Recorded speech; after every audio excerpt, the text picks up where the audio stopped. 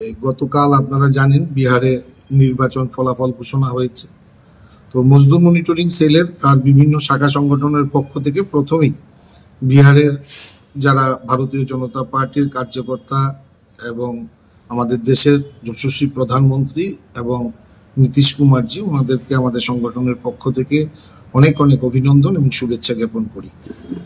পাশাপাশি আপনাদেরকে ডাকার উদ্দেশ্য হচ্ছে, গত কয়েকদিন ধরে আমাদের মজদুর মনিটরিং সেল অনুমোদিত ত্রিপুরা অনিয়মিত ডিডাব্লিউএস পাম অপারেটর এবং ত্রিপুরা অনিয়মিত ডাব্লিউআর পাম অপারেটর সঙ্গের একটা বিষয় নিয়ে গত কয়েকদিন ধরেই রাজ্যের বিভিন্ন জায়গায় নানা রকম সমস্যার সৃষ্টি হয়েছে। আজ থেকে 7-8 মাস আগে একজন ব্যক্তি, ওনার নাম হচ্ছেন তনুজ সাহা, উনি এএমসির কর্মরত কর্মচারী।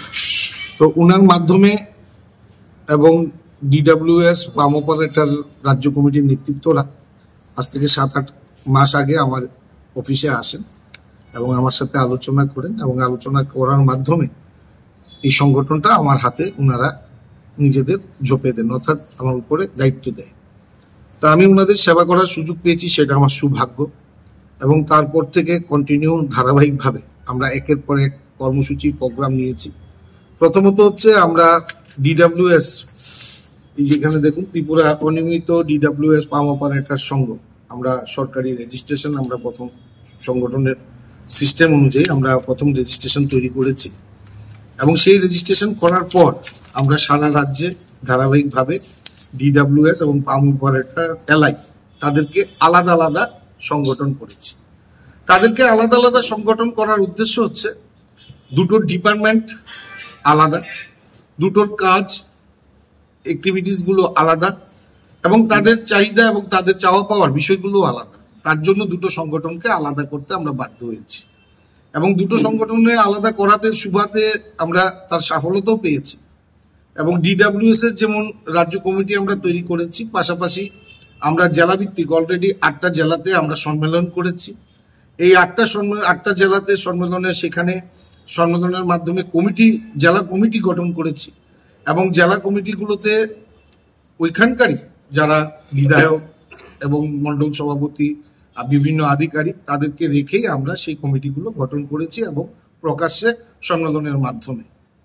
আর 4টি জেলা আমাদের কমিটি এবং সম্মেলন বাকি আছে। ঠিক ওই সময়ে 1-2 ব্যক্তি, তারা বিশেষ করে পাম অপারেটর এলআই এবং ডিডাব্লিউএস দেরকে আমাদের কৃষ্ণনগর প্রদেশ কার্যালয় অফিসে ডেকে নিচ্ছে। এখন সেখানে গিয়ে বলছে যে সেখানে নাকি ডিডাব্লিউএস এবং এলআই এবং ডিডাব্লিউএস পাম অপারেটররা তারা সবাই যেন এই মিটিংয়ে, ওনাদের একটা মিটিং কর্মসূচি নিয়েছে, সেই কর্মসূচিতে ওনারা যেন আসেন।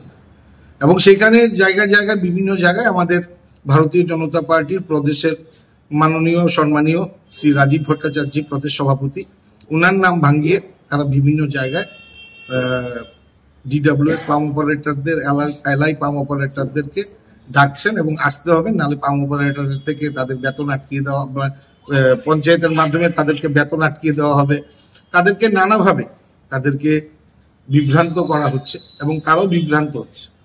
তো আমি প্রথমে আপনাদের সাংবাদিকের মাধ্যমে আমি জানিয়ে দিতে চাই, আমরা মজদুর মনিটরিং সেল আমাদের 35টি সংগঠন, এবং এই 35টি সংগঠন রাষ্ট্রবাদী বিচারধারা নিয়ে আমরা কাজ করি এবং রাষ্ট্র নির্মাণে আমরা কাজ করি। মাননীয় সভাপতির নাম দিয়ে বিভিন্ন জায়গায় আগামী 17 তারিখের একটা সম্মেলনের বিষয় করে ডেকে নিয়ে ওনাদেরকে ভয়ভীতি দেখাচ্ছে।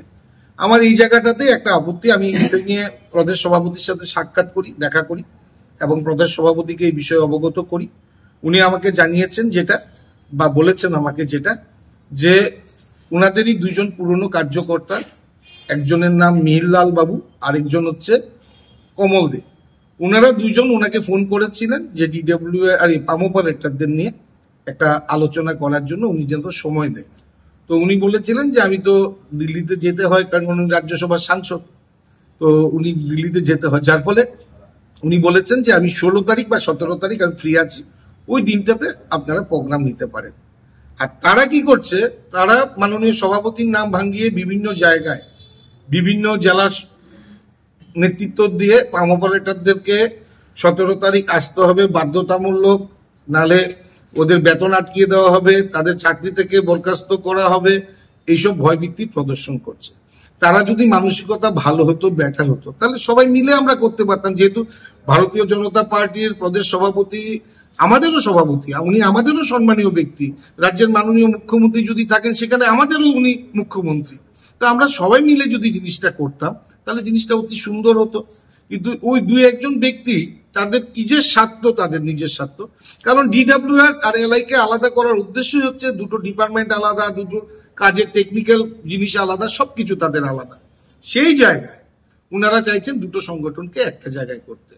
আমি আপনাদের মিডিয়া বন্ধুদের মাধ্যমে একটা জিনিস জানান দিতে চাই যে এই যে এলআই এবং ডিডব্লিউএস, আপনারা জানেন যে এই বিধানসভা অর্থাৎ 2023-এর নির্বাচনের আগে ডিডব্লিউএস এর দপ্তরের মাননীয় মন্ত্রী ছিলেন সুশান্ত চৌধুরী। ওই সময় উনি ডিডব্লিউএস পাম অপারেটরের জন্য কিছু একটা করতে চেয়েছিলেন, কিন্তু করতে গিয়ে যখন ওনার কাছে ফাইল পাঠানো হয়েছে উনি দেখেছেন সেখানে ডিডব্লিউ আছে, এলআইও আছে। তো এলআই পঞ্চায়েত স্তরে আর ডিডব্লিউএস পিডব্লিউডি দপ্তরের। তো এই যে দুটো ডিফারেন্সের কারণে সেই ফাইলটা উনি ব্যাক করে পাঠিয়ে দিয়েছেন, এবং সেই ব্যাক করে পাঠানোর কারণে আজকে ডিডব্লিউএস পাম অপারেটর বঞ্চিত হয়ে আছে। তো দুটো সংগঠন আমি মনে করি আলাদা আলাদা, তাদের চাহিদা আলাদা আলাদা, তাদের কাজের টেকনিকও আলাদা আলাদা, তাদের পুরো সিস্টেমটাই আলাদা। আর দু একজন ব্যক্তি তারা কি করছে, আমাদের প্রদেশ সভাপতির নাম ভাঙিয়ে এবং বিভিন্ন জায়গায় থ্রেট দেওয়ার মাধ্যমে সেগুলোর ভয়েস রেকর্ডিং আমার কাছে আছে। সময় প্রয়োজনে আমার নেতৃত্ব যদি বলে আমি সেই নেতৃত্বকে আমি দেখাবো ভয়েস রেকর্ডিং গুলো।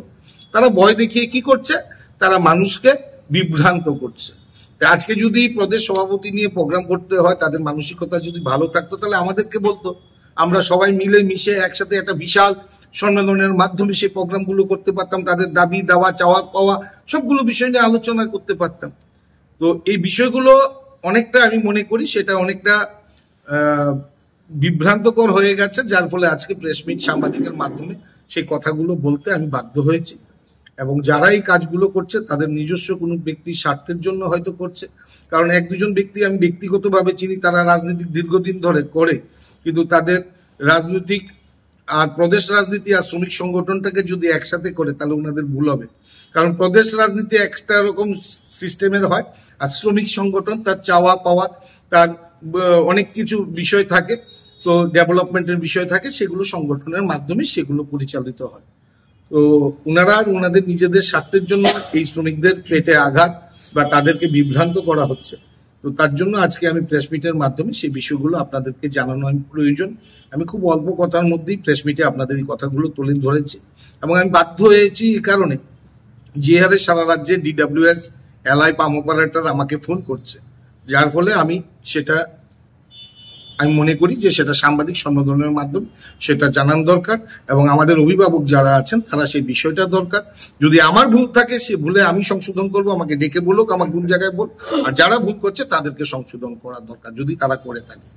তো এই কথাগুলো আপনাদের সাথে তুললাম ডিডব্লিউএস এর ম্যাটারে, এইটুকুনি আমি বলবো, বেশি কিছু বলতে চাইবো না এই পাম অপারেটরদের বিষয়। আর আরেকটি বিষয়, যে বিষয়টা গত 15 দিন 1 মাস ধরে আমরা লক্ষ্য করছি, বিশেষ করে অটো এবং ই রিক্সা।